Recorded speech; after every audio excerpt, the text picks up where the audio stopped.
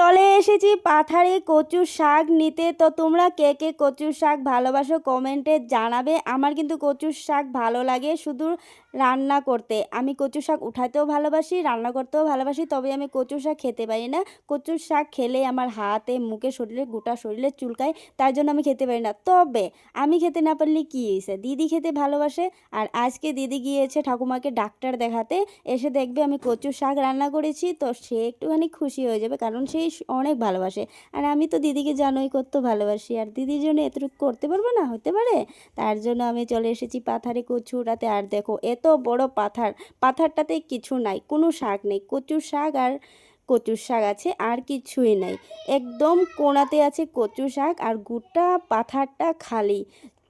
তো ওই পাথারে অনেক দিন আগে এসেছিলাম কচু উঠাইতে, আজকে আবারও এসেছি। তবে তখনকার ছিল বর্ষাকাল, তখন কিন্তু কমলি শাকও পেয়েছি, কারণ ওখানে একটা পুকুর আছে, পুকুরটাতে একদম ভর্তি কমলি শাক হয়, মাছও হয়। কিন্তু এখন তো শুকনা, একদম শুকিয়ে গিয়েছে পুকুরটা, কমলি শাকও নেই। তো আমি কচু শাক নিয়ে যাব, অনেক দূর যাচ্ছি হেঁটে হেঁটে, কারণ এদিকে তো দেখছো, দেখো কিচ্ছু বলতে কিছুই নাই, এত বড় পুকুরটা। আর গান শুনে শুনে নেচে নেচে মজা করে যাচ্ছি। কিন্তু মাঝে মাঝে এই পুকুর টুকুরে ঘুরতে, পাথারে ঘুরতে ভালোই লাগে, তাই না? কচু শাক আজকে রান্না করব কি দিয়ে জানো? চালতা দিয়ে, কারণ চালতা দিয়ে কচুর শাক অনেক বেশি ভালো লাগে। আমি আগে খেতে পারতাম, তখন আমার শরীর চুলকাতো না, অ্যালার্জির প্রবলেম ছিল না।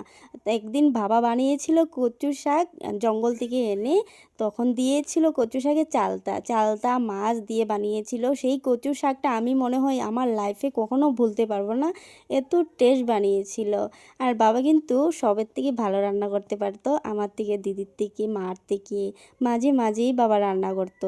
আর কচুর শাকটা যে রান্না করেছিল আস্ত টুকরো টুকরো দিয়ে, ইয়ে চালতা দিয়ে, তো চালতাগুলো একদম থেতলে থেতলে দিয়েছিল। আমি কিন্তু ভুলতে পারি না সেই টেস্টটা। এখন কিন্তু আমি কচুও খেতে পারি না, আর টেস্টও বুঝতে পারি না।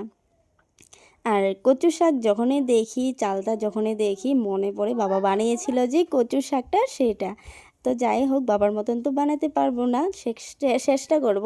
আর এই যে দেখো কচু, আমার আঙ্গুলটাও এর থেকে মোটা আছে, তো ওদিক থেকে ঘুরে চলে এসেছি, আর একটা সাইডের থেকে এই কচুগুলো উঠিয়েছি। এই কচুগুলো জল কচু, এগুলো নিয়ে এখন ডাঁটাগুলো বানাবো। এই যখন বর্ষা থাকে তখন কিন্তু কচুর মোড়াটাও উঠানো যায়, এখন কিন্তু একদম মাটি শুকিয়ে গিয়েছে, তার জন্য আমি ডাঁটাটা নিয়েছি। নিয়ে এখন দুমারদুম চলে যাচ্ছি, কারণ অনেক কাজ আছে। আর দিদিও নাই যেহেতু, আমার সব কিছু করতে হবে, রান্নাও করতে হবে। তো চলে যাচ্ছি দুমারদুম, যেয়ে রান্না করে নেব। Tata bye bye. তোমাদের কাছে ভালো লাগলে একটা লাইক কমেন্ট করে দিও।